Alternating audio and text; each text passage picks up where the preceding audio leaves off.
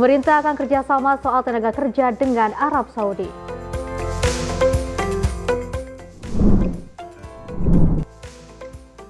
Menhub melakukan panen perdana sorghum di Karawang.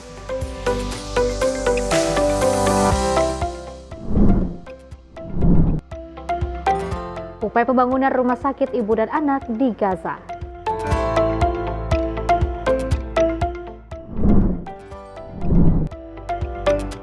Evakuasi warga akibat banjir Sumedang terus berlangsung.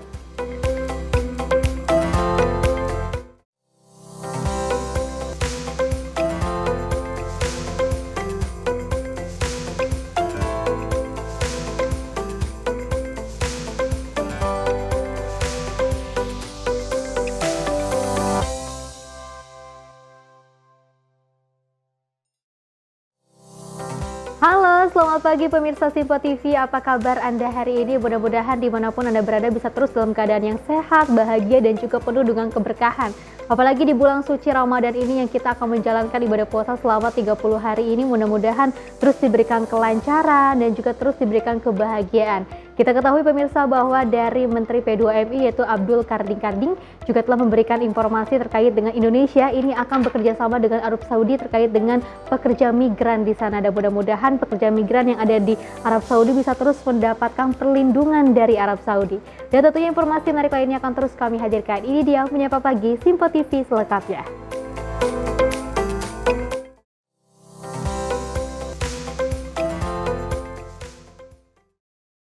Ya pemirsa, kita awali dengan berita utama di mana sebanyak ratusan pekerja migran Indonesia ditahan di detensi imigrasi Arab Saudi akhirnya kembali ke tanah air usai mendekam sekitar sebulan lamanya di rumah tahanan negara tersebut.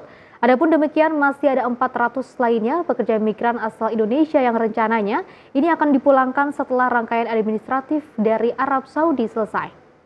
Menteri Perlindungan Pekerja Migran Indonesia Abdul Qadir Karding mengungkapkan pemulangan 193 warga negara Indonesia berhasil dipulangkan dari negara Arab Saudi karena izin tinggal atau overstay yang tidak memenuhi standar imigrasi Arab Saudi. Penyambutan WNI ini juga turut dilaksanakan oleh kementerian lembaga terkait seperti dari Kementerian Luar Negeri, Kantor Staf Kepresidenan, Imigrasi, dan Insan Kesehatan. Adapun 468 WNI lainnya masih berada di Arab Saudi yang akan dipulangkan khusus dari kota Jeddah.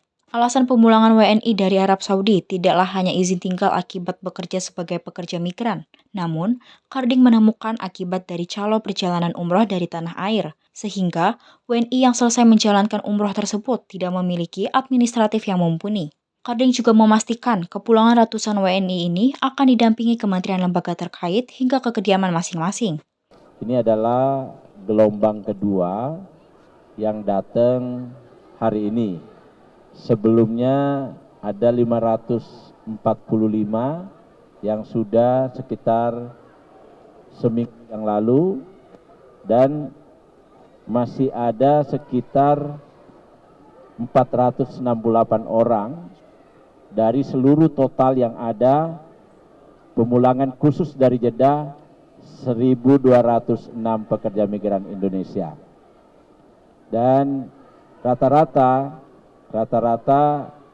masalah yang mereka hadapi adalah overstay. Yang kedua, rata-rata sebelumnya mereka berangkat pasti unprocedural. Dalam negeri kami akan pastikan bahwa seluruh yang ada ini, 193 ini, akan kita kawal kepulangannya sampai di rumah mereka. Sebelumnya yang luar kota yang tidak dijemput oleh suaminya atau keluarganya hari ini akan kita tampung dulu di tempat istilahnya penampungan kita di Banten sini, dekat sini, tidak terlalu jauh. Dari Tangerang, Max, juru kamera Rona Payu, tim liputan Simpo TV. Selain itu pemirsa, pemerintah tampaknya konsisten dan juga komitmen untuk memastikan keamanan dari pahlawan devisa negara yakni pekerja migran Indonesia yang tersebar dari seluruh penjuru dunia. Secara statistik terkini dari 80% pekerja domestik, 70% lainnya berasal dari kalangan wanita. Usai menyambut kepulangan warga negara Indonesia yang baru saja tiba di Terminal 3 Bandara Soekarno-Hatta Tangerang, Menteri Perlindungan Pekerja Migran Indonesia Abdul Qadir Karding menyebut ada 80% WNI yang bekerja sebagai pekerja domestik. Dari angka 80% tersebut, Karding mengungkapkan 70%-nya merupakan pekerja wanita yang berada di luar negeri, tidak hanya di Arab Saudi. Melihat kondisi tersebut, pemerintah akan memberikan perhatian penuh untuk menangani dan juga mengatasi banyaknya kasus pekerja migran ilegal di luar negeri maupun yang hendak berangkat.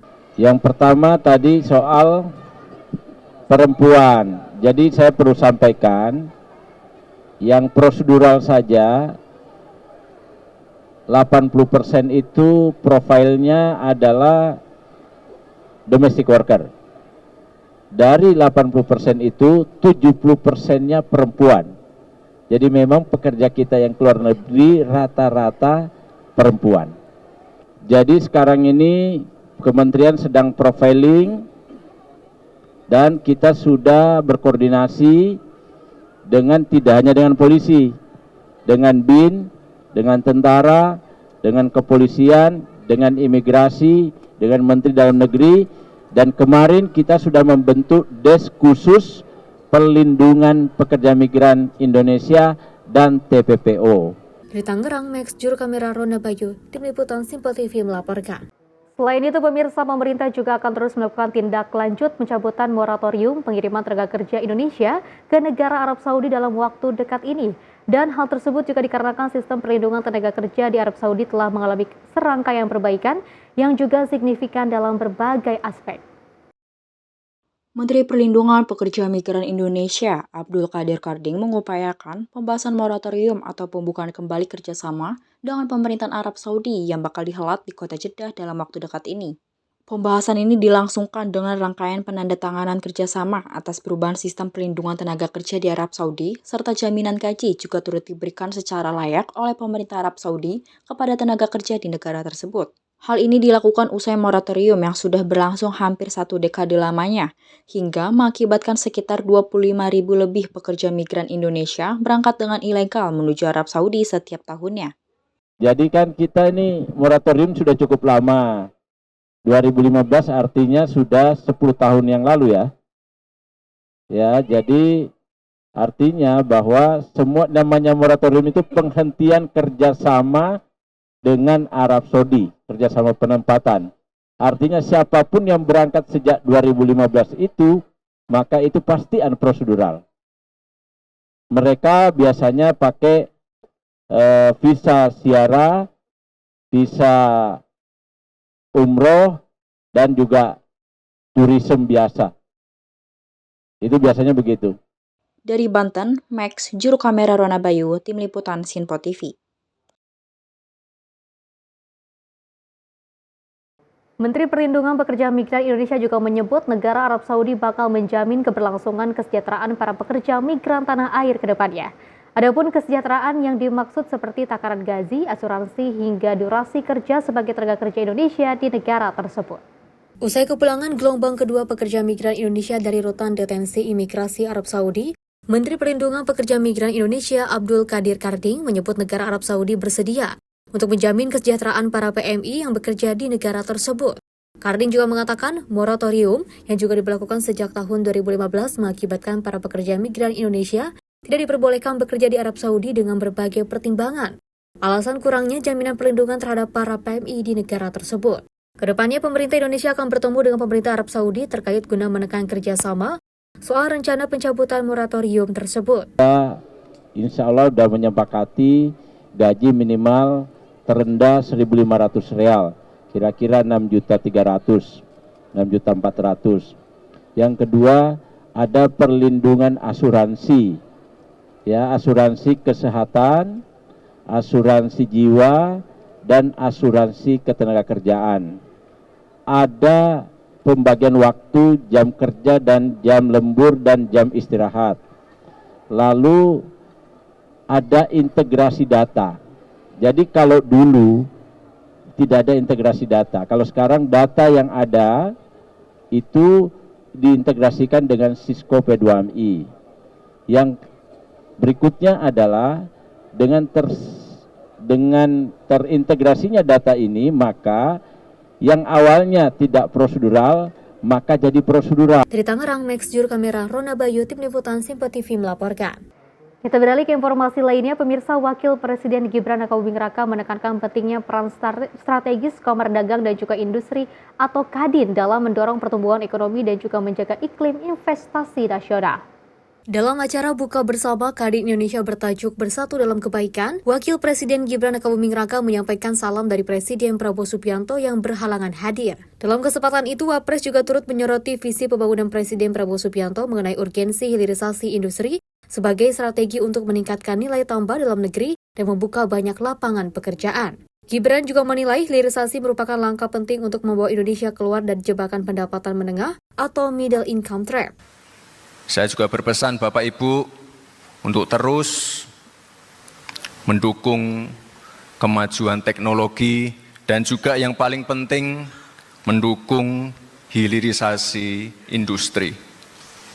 Pak Presiden dan saya tidak pernah bosan-bosan untuk membahas masalah hilirisasi.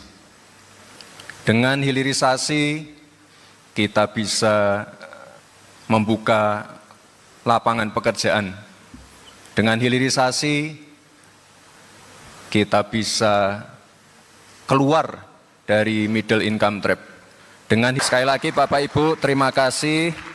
Saya juga ingin menyampaikan permohonan maaf dari Bapak Presiden Republik Indonesia.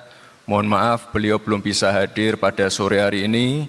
Meski demikian, ia juga mengingatkan bahwa dalam pelaksanaannya hilirisasi harus tetap memperhatikan keseimbangan dengan aspek sosial, lingkungan, dan juga keberlanjutan. Dari Jakarta, tim redaksi Simpo TV melaporkan. Dari Menteri Koordinator Pemberdayaan Masyarakat Muhaimin Iskandar juga menegaskan bahwa sinergi lintas sektor menjadi faktor kunci dalam mempercepat penghapusan kemiskinan ekstrim di Indonesia. Dan tentunya pernyataan itu disampaikan Menko PM usai melakukan rapat tingkat menteri bersama 43 kementerian, lembaga di kantor BPJS Ketenagakerjaan Jakarta.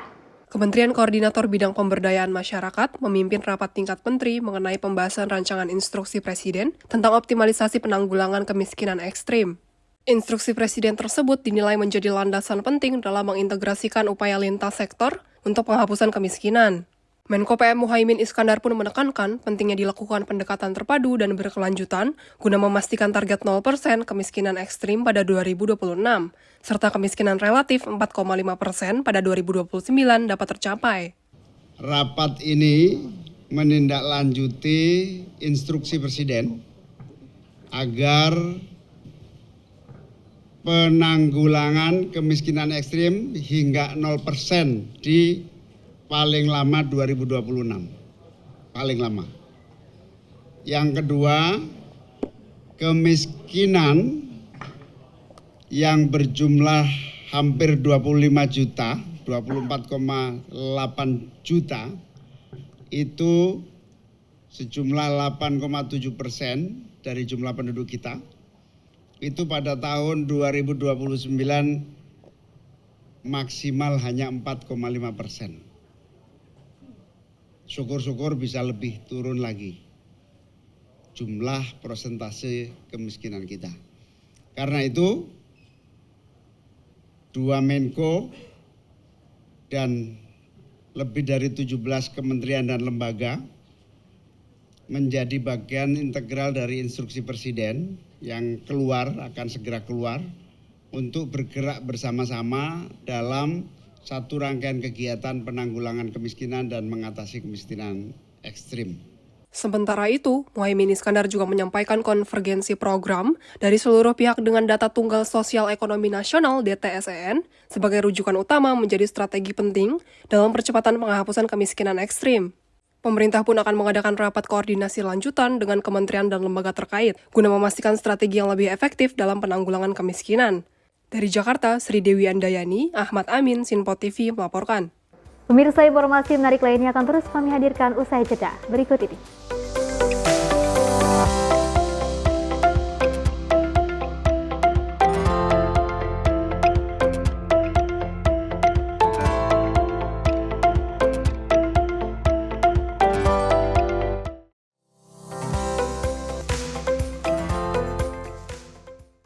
Halo, selamat pagi pemirsa Simpo TV. Selamat pagi Andi. Selamat pagi, Fen. Beragam informasi terbaru hadir menemani Anda sebelum memulai hari. itu memang dari Menteri Perhubungan juga mendukung, Betul. dari Menteri Keuangan juga mendukung, dan kita sebagai masyarakat pun juga Harus mendukung. Mengangkat isu yang tengah menjadi pembicaraan paling hangat. Semarakan pagi Anda bersama Menyapa Pagi. Setiap Senin hingga Jumat pukul 6 pagi. Hanya di Sinpo TV. Halo pemirsa, kami kembali hadir dengan sejumlah informasi yang kami himpun dari berbagai penjuru dunia. Rangkaian informasi yang membuat akhir pekan Anda begitu bermakna. Sebuah kelompok di Afrika Selatan memberikan layanan pertunjukan film dengan tenaga surya. Berita yang menjadi sorotan media dari dalam dan luar negeri. Kami hadirkan untuk menemani pekan Anda dalam Sinpo Dunia Sepekan, Sabtu dan Minggu pukul 9 pagi. Hanya di Sinpo TV. Halo, selamat malam pemirsa. Senang sekali rasanya kami mengisi ruang informasi Anda. Akhiri aktivitas Anda dengan rangkuman perkembangan peristiwa yang terjadi sepanjang hari. Sebelumnya kita saksikan ada sekitar 3.000 tamu undangan, sementara di Ibu Kota Nusantara ini ada sekitar 2.000 tamu undangan. Rangkaian informasi nasional dan mancanegara dirangkum sebagai penutup hari dalam Menyapa Malam. Setiap Senin hingga Jumat pukul 8 malam, hanya di Sinpo TV. Kami hadir dengan rangkaian informasi dari berbagai penjuru dunia. Topik dan isu yang tengah menjadi sorotan mancanegara dikemas dengan lengkap untuk Anda.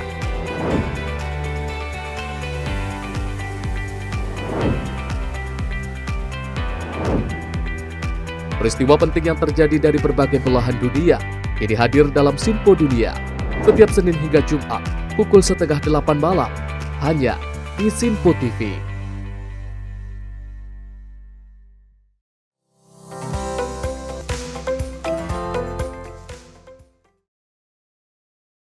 Terima kasih pemirsa, Anda masih bersama kami. Kita lanjutkan informasinya di mana Menhub Raja Juli Antoni juga melakukan panen perdana sorghum di Karawang, Jawa Barat. Tentunya Menhub Raja Antoni mengatakan sorghum memiliki banyak manfaat, termasuk untuk mendukung ketahanan pangan. Panen perdana sorghum ini merupakan binaan PKTHMTB HKTI di wilayah izin pemanfaatan hutan perhutanan sosial Karawang. Dalam acara turut hadir Fadlizon selaku Ketua Himpunan Kerukunan Tani Indonesia dan juga Menteri Kebudayaan. Raja Juli menyebut sorghum memiliki banyak manfaat. Sorghum sendiri dapat diolah menjadi beras, tepung, gula, hingga pakan ternak. Ia menilai perlu adanya klaster pangan dari perhutanan sosial. Menurutnya, hal ini diperlukan untuk menekankan biaya produksi agar petani mendapat untung yang lebih tinggi, serta mewujudkan ketahanan pangan sesuai dengan tujuan Presiden Prabowo Subianto. Bisa jadi beras, bisa jadi tepung, yang bisa diolah menjadi roti basah atau kue kering, bisa menjadi energi bioetanol, bisa dipergunakan untuk gula nira ya. Pakan ternak yang luar biasa bagus, jauh lebih baik ketimbang jagung karena mengandung gula ya yang lebih baik, dan berasnya lebih sehat, memiliki berbagai macam unsur yang jauh lebih baik ketimbang beras.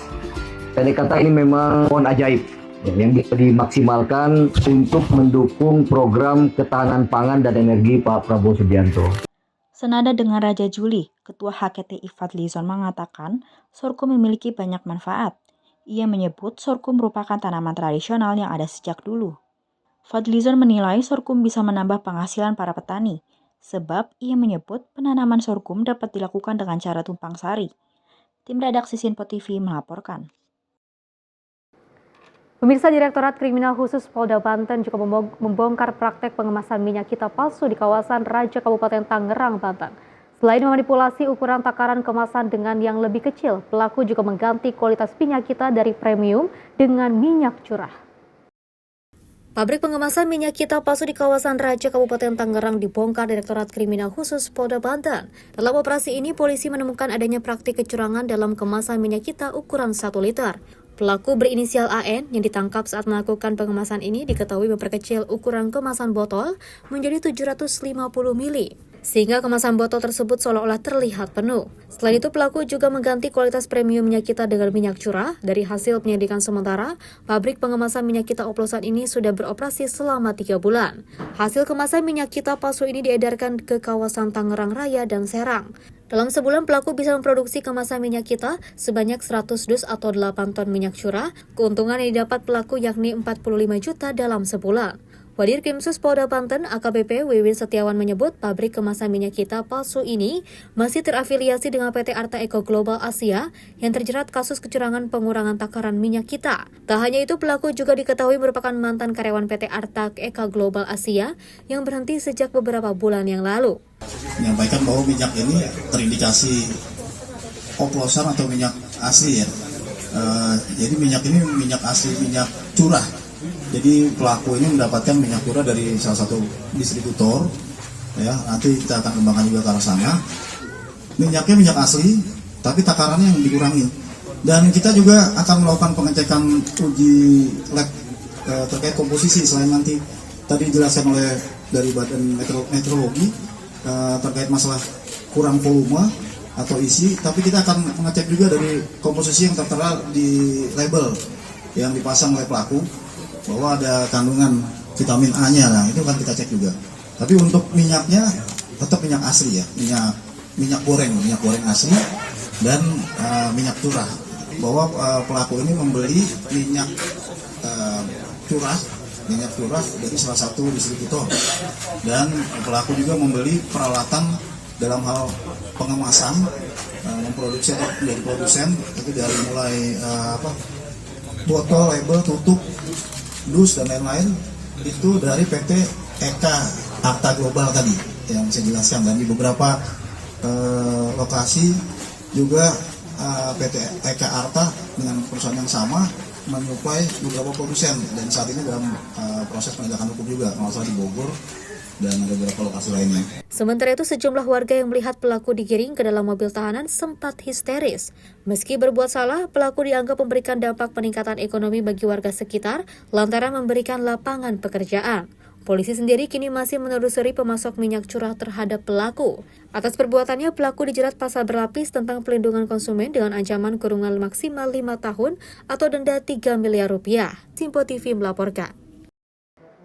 Pemirsa, pemerintah Kabupaten Bantul, Yogyakarta menemukan produk minyak kita yang tak sesuai takaran masih beredar di pasaran. Dari temuan tersebut, pihaknya juga sudah melaporkan ke pusat dan akan menunggu kebijakan dari pusat.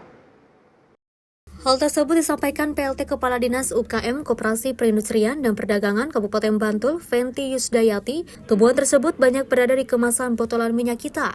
Temuan minyak kita yang ada kekurangan takaran ini selisihnya cuma sedikit. Dari takaran 1 liter, minyak kita yang beredar isinya 952 sampai 986 ml dan peredarannya berada di sejumlah titik di pasar Kabupaten Bantul. Dari temuan tersebut, pihaknya sudah melaporkan ke pusat dan menunggu kebijakan dari pusat. Pihaknya menyebut untuk mengantisipasi hal tersebut, kini telah melakukan pengawasan terhadap sejumlah komoditas di pasaran. Kita emang beberapa waktu lalu kita sudah survei di 40 titik. 40 itu hampir sebagian besar itu memang kita akui volumenya yang 1 liter itu kurang. Cuma 985 ml. Nah itu kita laporkan ke pusat, kita mau tarik bagaimana, nanti kita ada jawaban di sana. Yang dari 40 titik kita survei beberapa tempat, itu hampir sebagian besar posisinya, hampir sebagian besar. Ini 20 titik lebih itu volumenya kurang dari 1 liter, 985 ml. Berarti masih kurang sekitar 15 ml. Ya itu masih diambang terasi apa disalahkan, saya hanya bisa lapor pusat. Kan yang botol atau yang refill? Itu yang botol, Mas. Kita masih lapor ke pusat dulu yang tetap terhadap produsen itu. Ini kita mencoba seperti apa, kalau sudah dicabut kita langsung selesaikan. Adapun harga minyak di pasaran ialah Rp15.500. Harga minyak kita yang dijual tersebut berada di bawah harga eceran tertinggi, yakni Rp15.700 per liter. Simpo TV melaporkan. Dari Menteri Koordinator Bidang Perekonomian Erlangga Hartarto juga menargetkan transaksi program Bina Lebaran 2025 ditargetkan dapat mencapai Rp36 triliun. Dan tentunya pemirsa, program diskon belanja nasional tersebut ini akan berlaku selama periode 14 hingga 30 Maret 2025.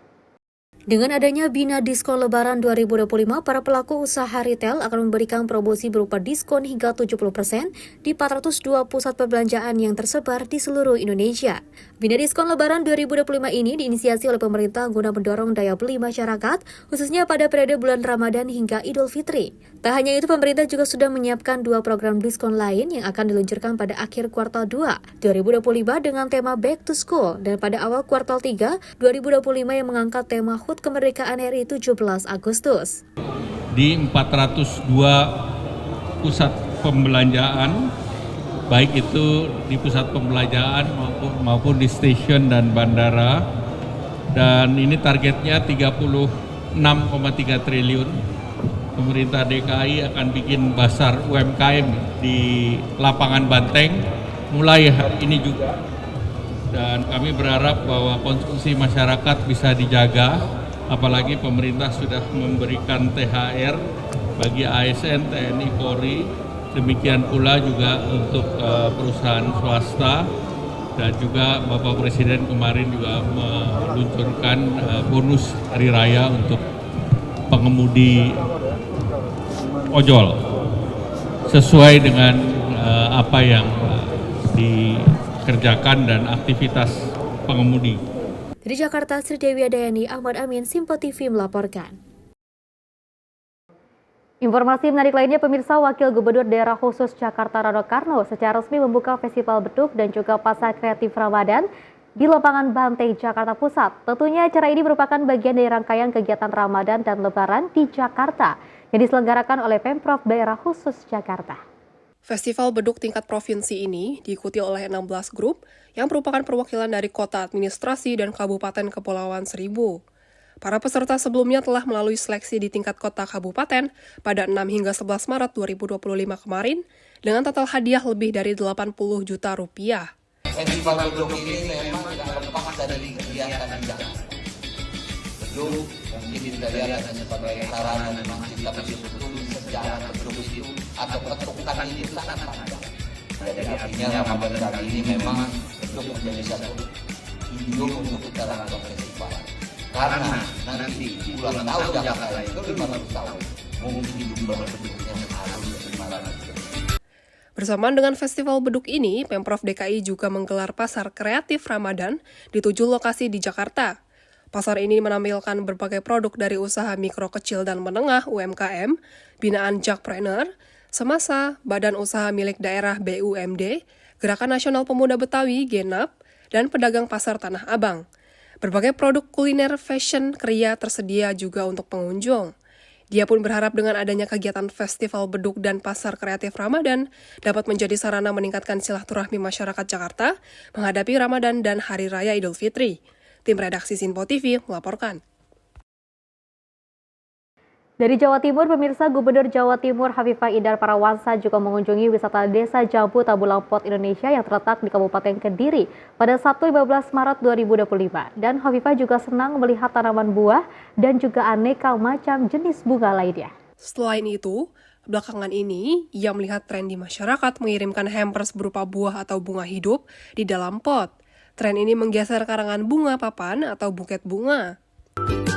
Saya sudah mendengar cukup lama alpukat kelut. Alpukat kelut kalau di dalam sangat banyak narasi sosial media itu tanpa biji. Ada bijinya kecil di ujung, bahwa ada kreativitas, ada inovasi, karena ini proses pembibitannya dilakukan langsung oleh Pak Agus, dan inovasi-inovasi yang sudah beliau lakukan bagaimana hasilnya bisa disegerakan. Jadi hak kekayaan intelektual, karena ini original ide kreatif beliau, ide inovasi beliau, dan mungkin bisa dijadikan referensi bersama mereka yang memang memiliki kekuatan passion di sektor agro di sini, termasuk bahwa ini menjadi wisata edukasi bagi masyarakat. Hovifah sendiri sudah cukup lama mengetahui tentang alpukat kelut. Ia menilai ini merupakan sebuah inovasi karena proses pembibitannya dilakukan langsung oleh pengelola sekaligus kepala desanya. Kepala Desa Jambu, Agus Joko Susilo, mengaku bangga Gubernur Jawa Timur meluangkan waktunya singgah ke Desa Wisata Jambu Tabulang-Pot, Indonesia. Menurutnya, Desa Wisata Jambu pernah mendapat anugerah dari pemerintah Provinsi Jawa Timur melalui program Wisata Dewi Cemara. Tim redaksi Sinpo TV melaporkan. Pemirsa, Firly Bahuri akan mengajukan pra-peradilan. Informasinya usai jeda berikut ini.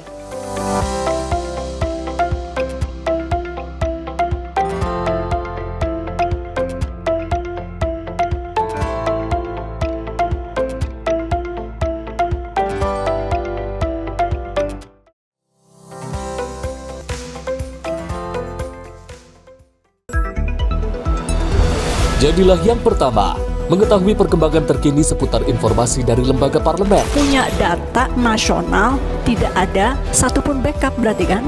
Tiba-tiba ada putusan yang nggak masuk akal dan seperti ini gitu. Kita biarkan rekomendasi kepada KPK, periksa!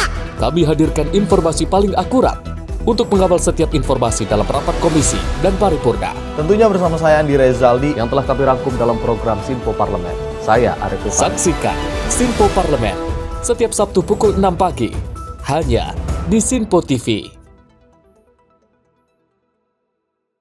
Kami hadir dengan rangkaian informasi dari berbagai penjuru dunia. Topik dan isu yang tengah menjadi sorotan mancanegara dikemas dengan lengkap untuk Anda.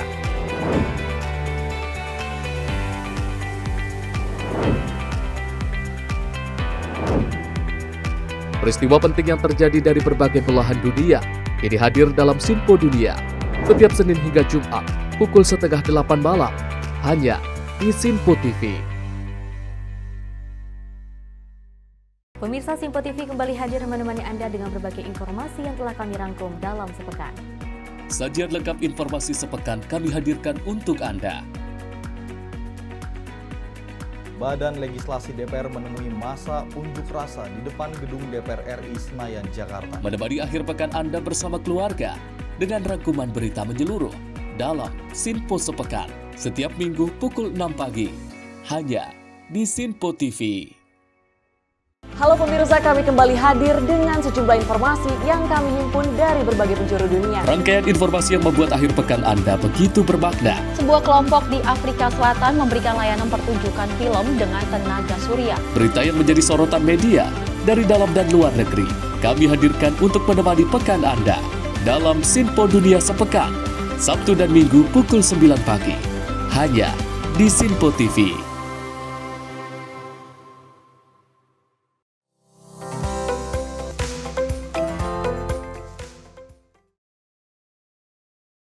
Anda masih bersama kami pemirsa dalam Menyapa Pagi Sinpo TV. Kita lanjutkan informasinya di mana mantan Ketua Komisi Pemberantasan Korupsi Firly Bahuri ini melayangkan gugatan pra-peradilan ke Pengadilan Negeri Jakarta Selatan pada Rabu 12 Maret 2025 kemarin. Dan gugatan tersebut dilayangkan Firly Bahuri untuk menguji sah atau tidaknya penetapan tersangka terhadap dirinya. Hal tersebut disampaikan langsung oleh Kepala Hubungan Masyarakat Pengadilan Negeri Jakarta Selatan, Juyamto, saat ditemui di Pengadilan Negeri Jakarta Selatan pada Jumat petang. Juwanto juga mengatakan bahwa mantan Ketua Komisi Pemberantasan Korupsi Firly Bahuri melayangkan gugatan pra-peradilan ke Pengadilan Negeri Jakarta Selatan pada Rabu 12 Maret 2025 kemarin. Adapun gugatan pra-peradilan Firly Bahuri telah terregister dengan nomor perkara 42 PID PRA 2025 PNJKT Sel, dan juga dalam gugatannya pihak termohonnya yakni Kapolri Jenderal Listio Sigit Prabowo dan Kapolda Metro Jaya Irjen Pol Karyoto. Firly Bahuri merupakan pihak pemohonnya langsung, adapun klasifikasi perkara pra-peradilan itu yakni menguji sah atau tidaknya penetapan tersangka.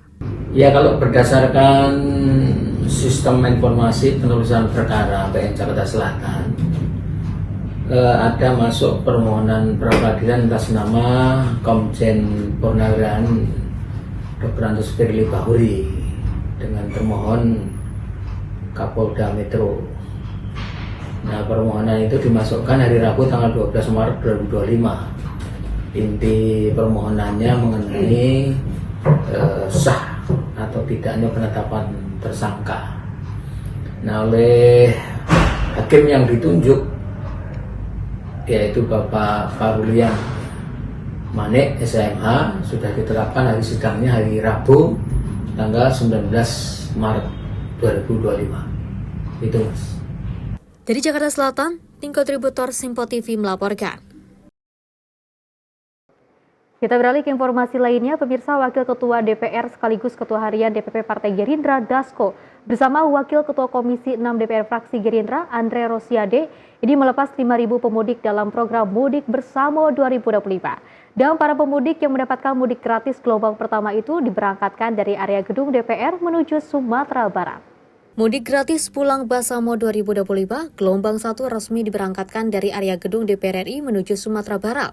Pelepasan mudik gratis ini terbagi 3 kloter dengan dilepas langsung oleh Wakil Ketua DPR yang juga Ketua Harian DPP Partai Gerindra Dasko beserta Wakil Ketua Komisi 6 DPR Fraksi Gerindra Andre Rosiade. Kloter pertama sebanyak 100 bus dan 5.000 masyarakat perantau Minang yang ada di Jakarta dengan tujuan Padang, Sumatera Barat. Pelepasan tersebut juga merupakan bentuk komitmen dari Ketua Umum Partai Gerindra Prabowo Subianto. Prabowo disebut berpesan kepada perantau Minang yang mengikuti mudik gratis agar selamat sampai tujuan. Ya, ini adalah kegiatan rutin yang dilakukan oleh salah satu anggota DPR yaitu Andre Rosiade yang kemudian didukung oleh BUMN untuk mengadakan pulang bersama atau mudik bersama gratis. Hari ini ada 100 bis dengan 5.000 orang yang akan pulang ke kampung atau mudik.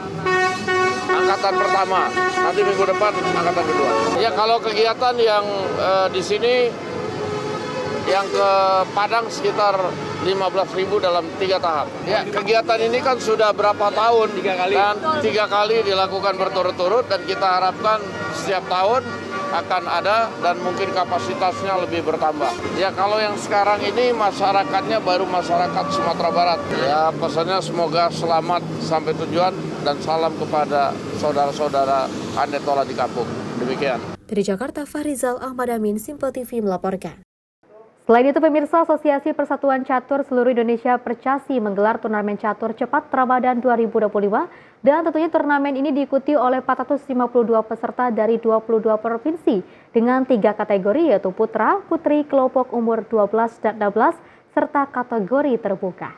Dalam rangka menyemarakan Ramadan 1446 Hijriah, Percasi pun menggelar turnamen olahraga catur. Adapun turnamen ini digelar selama 2 hari pada Sabtu 15 Maret hingga Minggu 16 Maret 2025 yang bertempat di Wisma Menpora Jakarta Pusat. Turnamen bertajuk Catur Cepat Ramadan Cup 2025 diikuti oleh 452 peserta dari 22 provinsi di Indonesia. Selain itu, dalam turnamen ini juga diikuti oleh 3 kategori yaitu putra, putri untuk umur 12 dan 16, serta kategori terbuka. Ketua Pelaksana Turnamen Hardianto Kenneth mengatakan bahwa turnamen ini juga memiliki nilai menarik dari sisi hadiah bagi sang juara. Pasalnya, turnamen singkat yang bertaraf nasional ini memiliki total hadiah sebesar 70 juta rupiah. Jadi hari ini kita mengadakan acara turnamen Ramadan Cup.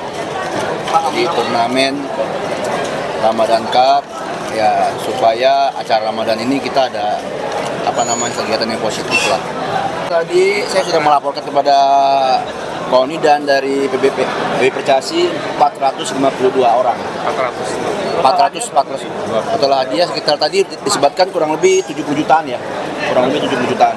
Ini kan nasional Pak, berapa provinsi Pak? 22 provinsi. 22 provinsi. Ya. Tadi open ya Pak, ada open dan 12 kategori open. Diketahui turnamen catur cepat Ramadan edisi 2025 ini merupakan turnamen tahunan yang telah digelar selama 22 tahun berturut-turut. Diharapkan melalui turnamen ini dapat melahirkan bibit-bibit atlet catur potensial di setiap kategori yang dilombakan. Dari Jakarta, Dio Malau, Simpo TV melaporkan. Tentunya pemirsa, di momen bulan suci Ramadan, Asosiasi Persatuan Catur Seluruh Indonesia menggelar turnamen catur cepat Ramadan 2025 di Gedung Kemenpora Jakarta. Para pemenang juara turnamen ini nantinya diharapkan dapat mewakili negara Indonesia di kancah internasional. Dalam momen bulan suci Ramadan, Asosiasi Persatuan Catur Seluruh Indonesia atau Percasi menggelar turnamen catur. Dalam momen bulan suci Ramadan, Asosiasi Persatuan Catur Seluruh Indonesia atau Percasi menggelar turnamen catur cepat Ramadan 2025 di Gedung Kemenpora Jakarta. Turnamen ini diikuti oleh 452 peserta dari 22 provinsi di Indonesia. Tidak hanya itu saja, turnamen ini juga terbagi menjadi 3 kategori, yakni putra-putri untuk umur 12 dan 16 tahun, serta kategori terbuka. Ketua Pelaksana Turnamen Hardianto Kenneth mengatakan, nantinya para pemenang turnamen ini diharapkan dapat mewakili negara Indonesia dalam kontestasi catur internasional. Jadi evaluasinya, kita lihat antusiasme dari peserta lumayan cukup bagus ya. Sebentar lagi kita akan umumkan pemenangnya, nanti ditunggu aja deh.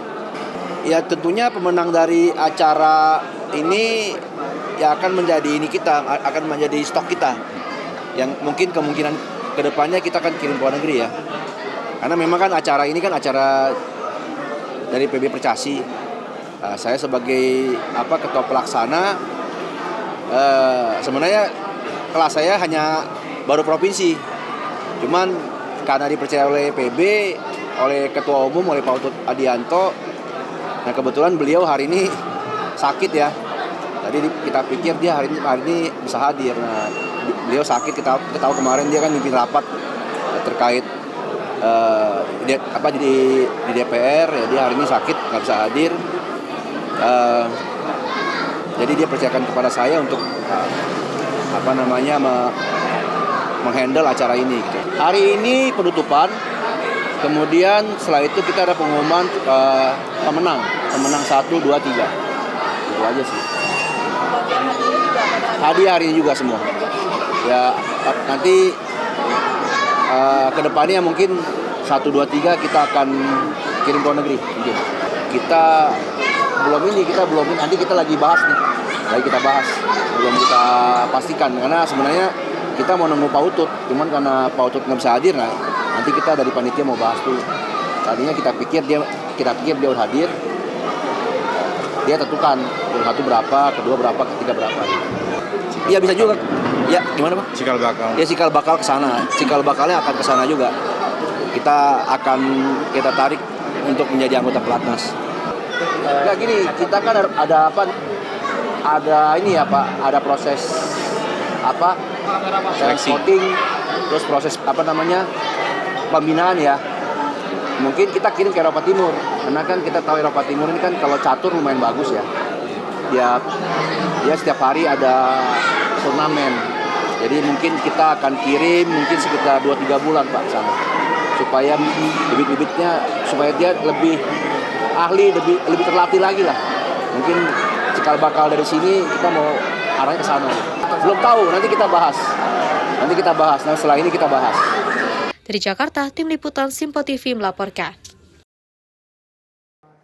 Kita beralih ke informasi lainnya, pemirsa, proses panjang pembangunan gereja HKBP Bincarung, Tanah Sareal, Kota Bogor akhirnya mencapai tahap baru. Dan tentunya pembangunan resmi dimulai dengan peletakan batu pertama pada Sabtu 15 Maret 2025. Sejumlah jamaah dan juga pengurus gereja HKBP Bincarung hadir dalam peletakan batu pertama, termasuk Wakil Menteri Dalam Negeri Bima Arya. Bima Arya menyatakan pembangunan gereja HKBP Bincarung ini adalah hasil dari dialog terbuka dan kerjasama yang erat antara semua pihak. Proses panjang telah dilalui, melibatkan komunikasi antara pemerintah, gereja, dan warga sekitar. Toleransi ini jujurnya sangat sulit untuk kita laksanakan dari rumah. Toleransi perlu ilmu. Ilmunya terbatas, ilmunya dangkal, maka nggak paham toleransi, jangankan dilaksanakan, diucapkan pun menjadi persoalan.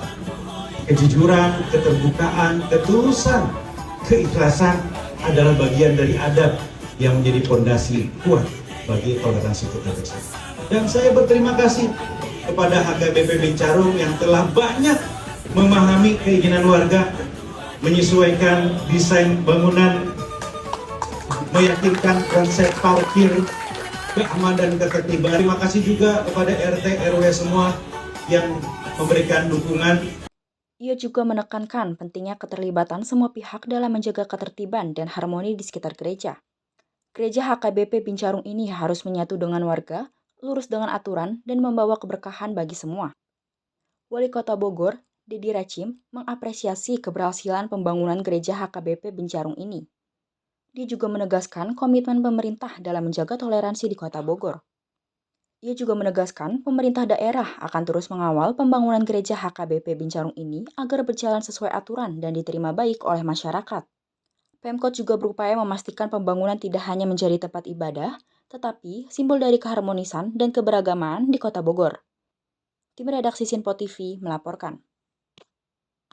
Pemirsa, usai peluncuran kampanye nasional penggalangan dukungan bagi Palestina beberapa waktu lalu, pemerintah dalam hal ini juga Kementerian Luar Negeri menyambut baik inisiasi pembangunan Rumah Sakit Ibu dan Anak Indonesia di Kota Gaza ke depannya. Dan adapun bangunan tersebut artinya terdiri dari 4 lantai termasuk area basement dengan total luas bangunan mencapai 10.000 meter persegi. Bantuan kesehatan dari Indonesia terus dikerahkan kepada Palestina atas konflik yang terjadi terhadap Israel, di mana lembaga amal yang ada di Indonesia seperti M-Tengah merencanakan pembangunan rumah sakit ibu dan anak di Kota Gaza. Upaya pembangunan RSIA ini pun akan dilaksanakan dengan luas bangunan mencapai 10.000 meter dengan struktur bangunan terdiri dari 4 lantai. Adapun proyek ini merupakan bagian dari kampanye nasional Indonesia untuk Palestina bertajuk Solidaritas Aksi Nyata dan Harapan Baru. Inisiasi yang dijalankan Lembaga Amal di Indonesia ini mendapat dukungan penuh dari pemerintah, dalam hal ini Kementerian Luar Negeri.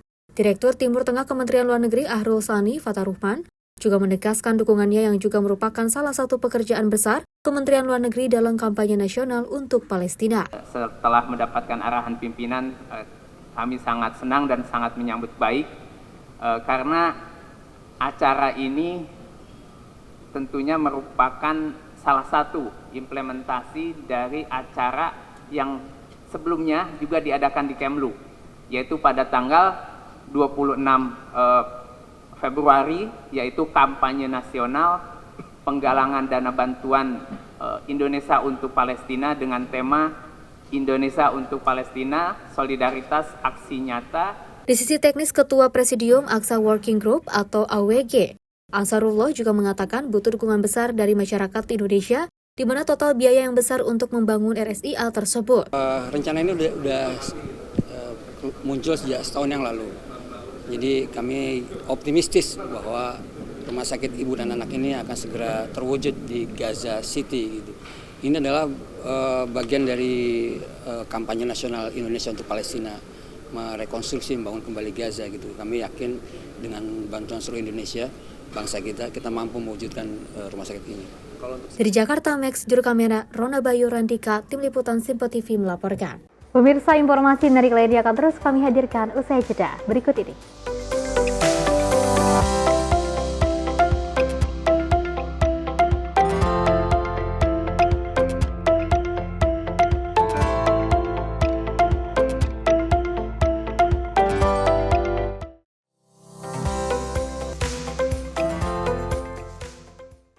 Halo, selamat pagi pemirsa Simpo TV, selamat pagi Andi. Selamat pagi, Fen. Beragam informasi terbaru hadir menemani Anda sebelum memulai hari.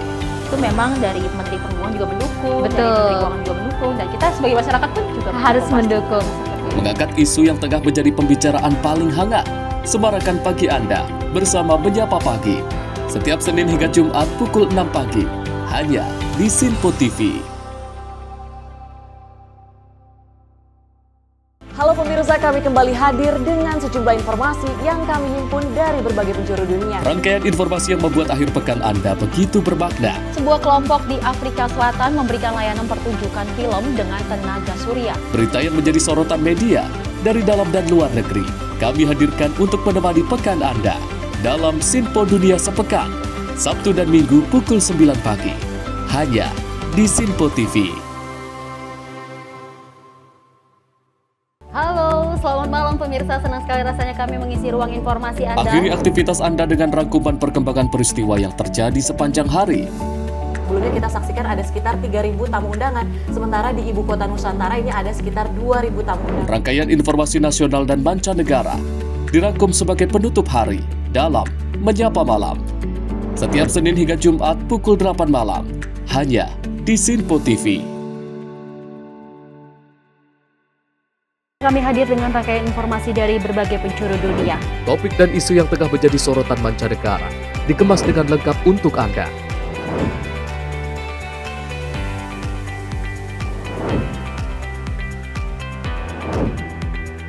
Peristiwa penting yang terjadi dari berbagai belahan dunia ini hadir dalam Simpo Dunia setiap Senin hingga Jumat pukul 7:30 malam hanya di Simpo TV.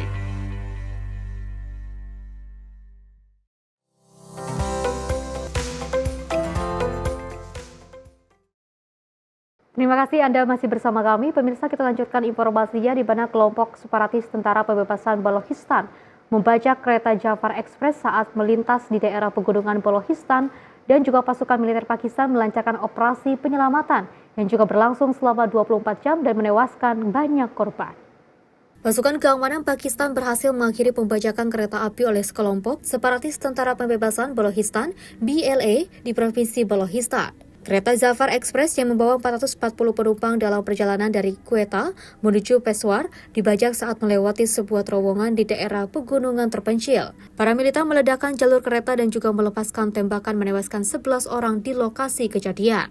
Dalam insiden ini, para penyerang yang bersenjata lengkap menyandra penumpang dan memisahkan petugas keamanan dari warga sipil sebelum membawa mereka ke daerah pegunungan. Selama penyanderaan, mereka mengenakan rompi berisi bahan peledak untuk mengintimidasi sandera. Sebanyak 21 penumpang dan 1 anggota pasukan keamanan dilaporkan tewas sebelum pasukan militer melancarkan operasi penyelamatan. Dari Pakistan, Yogi Pratama, Simpo TV melaporkan.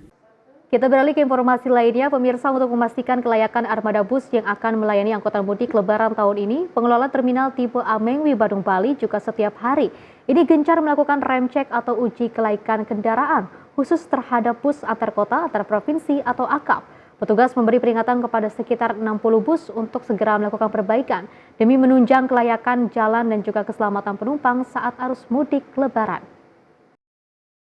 Sesuai arahan Kementerian Perhubungan, pelaksanaan rem cek atau uji kelayakan kendaraan yang akan melayani angkutan mudik Lebaran di Terminal Tipe A Mengwi, Badung Bali sudah mulai dilaksanakan sejak 1 Maret 2025 hingga 24 Maret 2025. Setiap hari petugas di Terminal Mengwi memeriksa hingga belasan bus antar kota, antar provinsi, atau AKAP yang akan berangkat menuju sejumlah kota di Pulau Jawa. Fokus pemeriksaan rem cek meliputi 3 unsur, yaitu unsur administrasi, unsur teknis utama, dan unsur teknis penunjang untuk memastikan kendaraan yang diperiksa layak jalan. Unsur administrasi meliputi kartu izin muatan, kartu izin STNK, dan SIM pengemudi. Unsur teknis utama diantaranya terkait sistem penerangan, sistem pengereman, badan kendaraan, bahan perlengkapan, dan juga dimensi muatan. Sedangkan unsur teknis penunjang meliputi pengukur kecepatan, sistem penerangan dan badan kendaraan, serta perlengkapan kendaraan. Dari hasil rem cek terhadap ratusan bus AKAP, petugas memberi peringatan kepada sekitar 60 bus untuk segera melakukan perbaikan karena masih ditemukan sejumlah kerusakan minor. Sejumlah item-item yang direkomendasikan untuk diperbaiki antara lain lampu utama, lampu rem, penyeka kaca, kondisi ban gundul, kaca depan retak, spion pecah, hingga ketiadaan alat pemadam api ringan dan kotak P3K. Hal ini dilakukan untuk memastikan bus beserta kru berada dalam kondisi layak jalan guna menjamin keamanan dan keselamatan perjalanan. Hari ini terkait dengan rem cek dari Terminal Tipe A Mengwi sesuai dengan arahan dari Kementerian Perhubungan dimulai tanggal 1 Maret sampai nanti tanggal 24 Maret 2025. Ini yang terkait dengan penempelan stiker kelayakan seperti itu. Ada beberapa yang mungkin dicek termasuk dari yang di dalam di bis itu sendiri untuk kelayakan termasuk ban, sen, dan lain sebagainya. Sekitar mungkin per hari bisa 10 atau 15-an bus yang dirancang seperti itu. Tergantung dari permintaan juga. Kalau misal ada bus pariwisata yang kesini berkenan untuk dirancang juga, kami juga bersedia juga untuk. Kalau semisal kami rancang itu adalah biasanya kami memberikan surat peringatan dulu untuk memberikan agar supaya untuk diperbaiki. Ada beberapa bus yang sudah melakukan sekitar mungkin ada 70-an, 60-an. Selain melakukan rem cek, pengelola Terminal Mengwi bekerja sama dengan instansi terkait, rencananya juga melakukan tes urin terhadap sopir dan awak angkutan umum untuk memastikan para sopir angkutan umum bebas dari penyalahgunaan narkotika dan minuman beralkohol. Dari Bali, Bagus Raditya melaporkan. Pemirsa, minuman bir identik dengan minuman beralkohol, namun di Kabupaten Kulon Progo, bir justru dijadikan minuman untuk berbuka puasa. Bir Jawa, minuman perpaduan rempah-rempah ini justru kaya manfaat dan juga menyehatkan.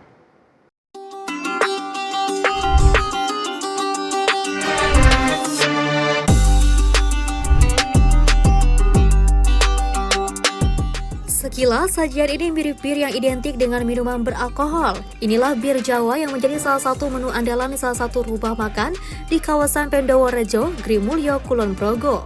Konon, bir Jawa ini dulunya tercipta di dapur keraton dari menjadi minuman favorit Sri Sultan Hamengkubuwono ke-8.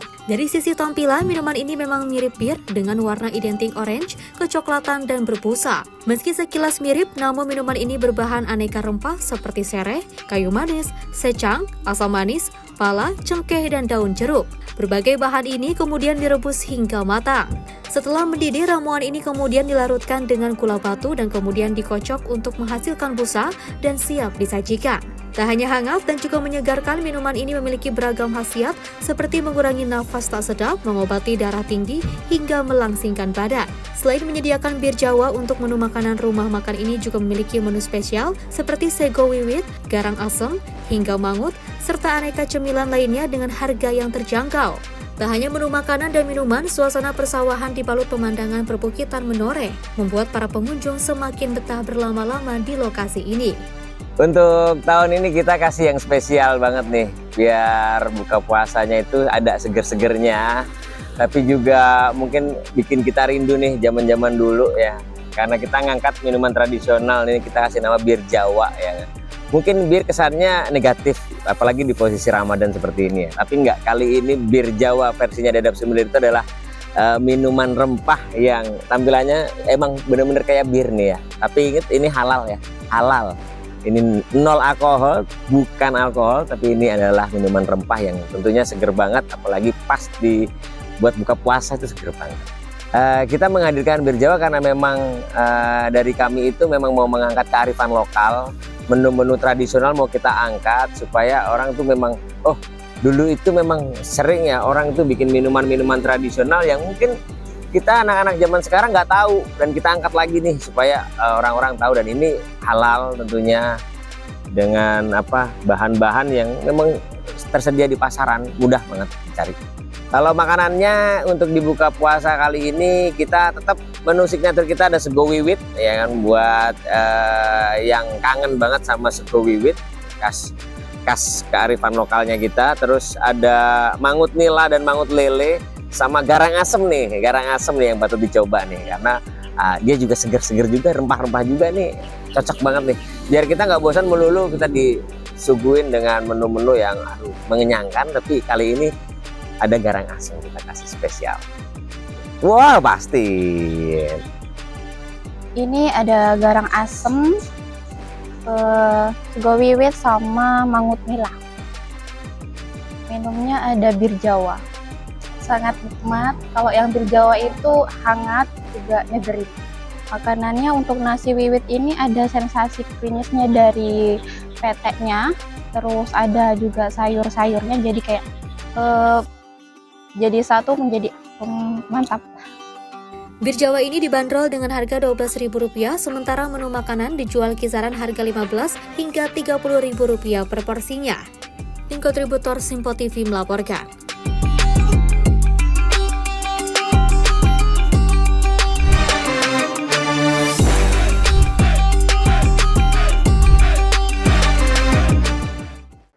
Kita beralih ke informasi lainnya, pemirsa. Tingginya curah hujan disertai angin kencang di wilayah kota hujan, Bogor, Jawa Barat. Ini sejak beberapa pekan terakhir membuat sebuah atap bangunan ambruk serta tembok pembatas sekolah juga ambruk diterjang air banjir. Pihak sekolah mengaku banjir yang kedua kali ini membuat bangunan rusak saat lahan serapan hilang. Tingginya curah hujan disertai angin kencang dan kilat dalam kurun waktu 1 pekan terakhir di wilayah kota hujan Bogor, Jawa Barat membuat bencana banjir terjadi di mana-mana. Seperti yang terjadi kemarin sore, sebuah sekolah dasar negeri Kawung Luwuk, Kecamatan Cijeruk, Kabupaten Bogor, terendam air banjir serta ambruknya bagian atap. Dari video amatir warga, nampak terlihat derasnya air sungai Cikawung yang melintas di pinggir sekolah kali ini, membuat bangunan ambruk serta sejumlah rumah warga terendam. Banjir yang kedua kali dan terparah kemarin terjadi akibat rusaknya lahan serapan air oleh bangunan yang berdiri di sekitar lokasi kejadian.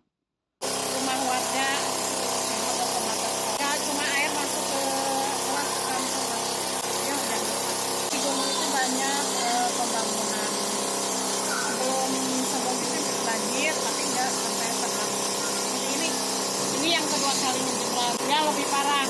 Kalau sebelumnya sebelum bangunan itu enggak sampai nyebrang ini, cuma banjir gitu. Kebetulan kan terjadinya siang hari ini, jadi kemarin langsung dibersihkan hari sekolah kan kemarin hari Jumat. Rusaknya lahan serapan disertai curah hujan tinggi di kawasan Cijeruk, Kabupaten Bogor tersebut membuat sebuah sekolah terendam banjir dan rusak disapu luapan air sungai, dan hingga Sabtu pagi pihak sekolah mengaku kondisi tersebut khawatir kembali terjadi di saat hujan deras kembali terjadi. Dari Kabupaten Bogor, tim kontributor melaporkan. Selain itu, banjir besar juga merendam ratusan rumah di Kabupaten Sumedang pada Sabtu sore kemarin. Banjir terjadi akibat hujan deras yang menyebabkan luapan Sungai Cimonde dan juga BPBD Sumedang menyalurkan bantuan logistik bagi warga terdampak. Sementara BNPB juga mengimbau masyarakat agar tetap waspada terhadap banjir susulan dan juga penyakit pasca banjir. Banjir terjadi di Kecamatan Cimanggung, Kabupaten Sumedang pada Sabtu 15 Maret 2025 sekitar pukul 15:30 waktu Indonesia Barat. Hujan deras yang berlangsung lama menyebabkan Sungai Cimande meluap, merendam 4 desa yakni Desa Cihanjuang, Sindang Gali, Sindang Pakuon, dan juga Sukadada. Sedikitnya 718 rumah terendam dengan ketinggian air mencapai 2 meter. Data sementara BNPB mencatat 755 kepala keluarga atau sekitar 2.646 jiwa terdampak. Selain permukiman, banjir juga merendam 2 fasilitas ibadah, fasilitas pendidikan, serta 3,2 hektar sawah yang beresiko gagal panen. BPBD Kabupaten Sumedang telah menyalurkan bantuan berupa 100 kg beras dan 20 lembar selimut. Tim gabungan terus melakukan evakuasi warga, sementara dapur umum telah didirikan di kantor Kecamatan Cimanggung untuk memenuhi kebutuhan makanan warga terdampak. Hingga Sabtu malam, banjir berangsur surut dengan ketinggian sekitar 1 meter, namun listrik masih padam di beberapa wilayah. BNPB juga mengimbau masyarakat untuk meningkatkan kewaspadaan terhadap potensi banjir susulan serta mewaspadai ancaman penyakit pasca banjir seperti diare, demam berdarah, dan ispa. Dari Sumedang, Yogi Pratama, Simpo TV melaporkan. Peristiwa lainnya, pemirsa, kecelakaan beruntun juga terjadi di jalur Puncak Cianjur, tepatnya di kawasan Ciberem, Cugenang, pada Sabtu 15 Maret 2025. Tentunya insiden ini melibatkan 5 kendaraan terdiri dari 2 sepeda motor, 2 truk, dan 1 bus, serta menyebabkan 5 orang mengalami luka ringan. Kepala Satlantas Polres Cianjur AKP Muhammad Ardian menjelaskan bahwa kecelakaan ini terjadi sekitar 30 menit setelah kecelakaan tunggal di lokasi yang berdekatan yang menewaskan sopir truk pengangkut kelapa. Truk GRC melaju ke kanan jalan dalam kondisi kontraflow dengan posisi akhir di gigi 1. Truk tersebut menabrak 2 sepeda motor, kemudian banting kanan dan tertahan oleh truk serta bus dari arah berlawanan. Korban luka ringan berjumlah 5 orang. Akibat insiden ini, arus lalu lintas sempat ditutup sementara untuk proses evakuasi kendaraan yang ringsek. Namun dalam waktu 1,5 jam, arus kendaraan kembali normal di kedua arah. Pihak kepolisian masih melakukan penyelidikan lebih lanjut terkait penyebab kecelakaan tersebut. Dari Cianjur, Adelia Septriarina, Simpo TV melaporkan.